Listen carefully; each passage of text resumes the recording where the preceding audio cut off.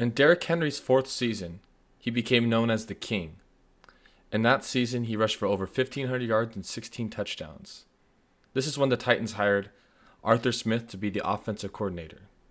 Now, going into Harris's fourth season, the Steelers have hired Arthur Smith to be the offensive coordinator. Wait, did I write that down twice?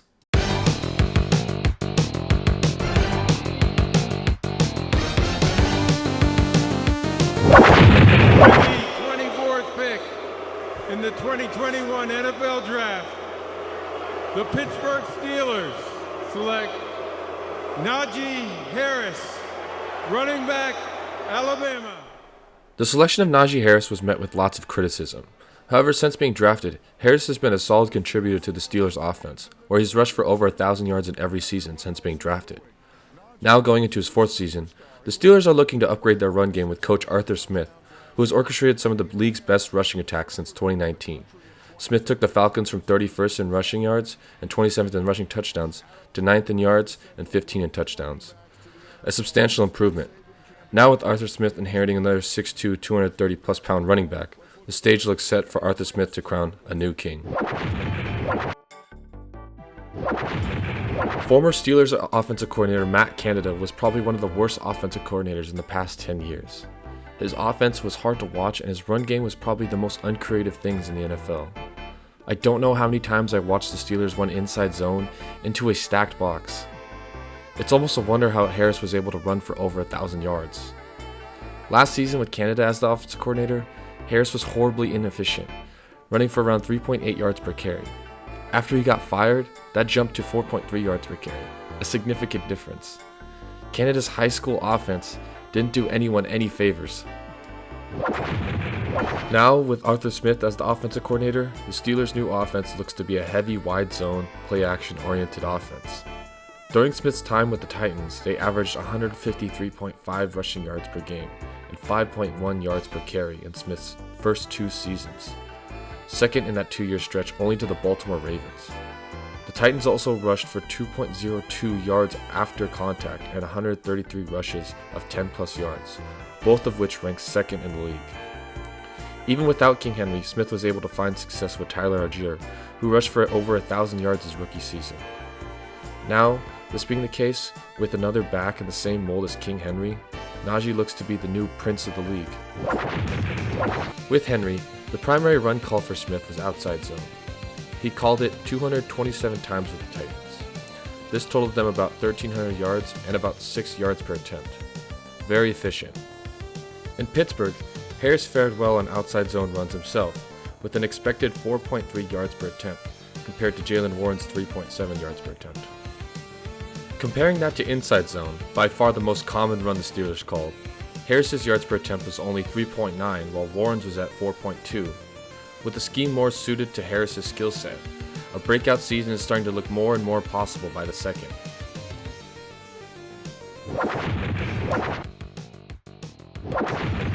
When you look at their measurables, Henry and Harris are nearly identical to each other. Height, both are around 6'2". Weight, both are 230 pounds plus. That's well above average for the modern NFL. Arm length, both have 33 plus inch arms. Hand size, both have big hands. Their 40 times are almost identical too. Henry ran a 4.54 official, while Harris clocked a 4.45 unofficial, so he's probably a tick or two slower than that. We'll be generous and say he's also in the low 4.5s. I hope you guys can start to see where I'm going with this. If not, it all makes sense in a bit. What you're looking at here is Derrick Henry's run splits from before the Titans transitioned to the wide zone offense. As you can see, on runs up the middle, he was only at 3.26 yards per carry. Runs to the edges, he was at 7.83 yards per carry, and specifically on runs to the left edges, he was 9.97 yards per carry.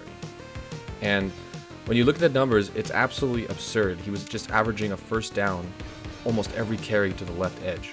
And I would also like to give it a shout out to Brett Coleman. This is actually his graphic from his video. If you haven't seen it, you should definitely go watch it. It's called Welcome to Smashville. If you haven't seen the video, I'd highly recommend you check it out. Brett gives a very detailed analysis into Derrick Henry's running style and why he's a good fit for a wide zone offense. But I'll give you the Cliff Notes version of it here.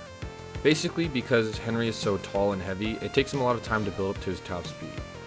When he has to jump cut and stop all his momentum, he loses all the power he's built up with his legs.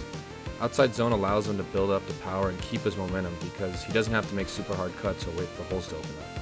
Instead, he can just bend his runs, which allows him to keep his legs moving and thus maintain his power and speed. Henry's arm length is also very relevant in making him a great outside zone runner. His arms are extremely long if you don't know yet. They're 33 inches, which allows him to basically throw incredibly good stiff arms. His arms are so long they're in the 95th percentile for running backs, and because of this, people can't really touch him because his arms are so long. All these things apply to Harris too. Again, their builds are almost identical. In fact, Harris actually has slightly longer arms, so in theory, a switch to the wide zone run scheme could help Harris have his best season yet. I got you, bro. Oh, no, you don't. What are you doing? Stop. God, I love Always Sunny in Philadelphia. Anyway, if you don't believe that Harris is an effective stiff armor, well, here's a few clips just to prove my point. Here's one against the Seahawks.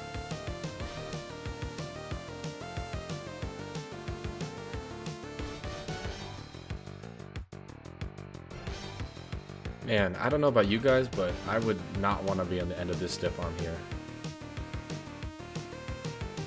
Okay, last clip here.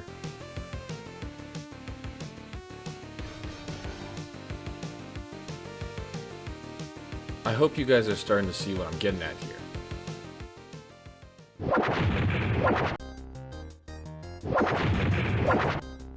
I think people might be underrating Arthur Smith as a play caller. I mean, obviously as a head coach, there's plenty to criticize, but there's no doubt that those Falcons offenses are pretty decent, despite having Desmond Ridder as the quarterback for most of his time in Atlanta. Not only did the Steelers upgrade an offensive coordinator, but they upgraded their unit as a whole. The Steelers did a whole lot of making over in the offseason, signing free agents left and right. One of the biggest additions, though, was Russell Wilson. He should, again, in theory, give them starting level of quarterback play. They also traded for Justin Fields, and between the two of them, hopefully one of them gives you better quarterback play than Kenny Pickett did last year. The Steelers also upgraded offensive line in the draft, drafting left tackle Troy Fautanu from Washington. Him sliding into one of those tackle spots should be a huge upgrade for the Steelers. They didn't just get a tackle though, they also drafted center in the second round in Zach Frazier, who's no slouch himself. One more addition they made in the draft was Roman Wilson, who you know is going to block because he went to Michigan and you don't play there unless you block for your running back. This Steelers offense might surprise some people this year. Well, maybe not us, but some people. Last year, Najee Harris led all players with 618 yards after contact, according to Pro Football Reference. On a per carry basis, he was averaging 2.4 yards after contact. He didn't get much help last year, from both his play caller and his O-line, as Harris only had 1.6 yards before contact. This is the second worst in the league.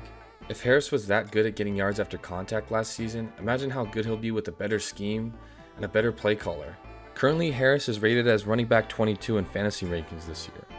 However, I fully expect him to shatter that ranking and finish in the top 5 in rushing this year. If you took anything away from this video, it should be draft Harris in fantasy. The Kings' time in Tennessee may have come to an end, but there's a prince in the north who's looking to take the throne, and his name is Najee Harris.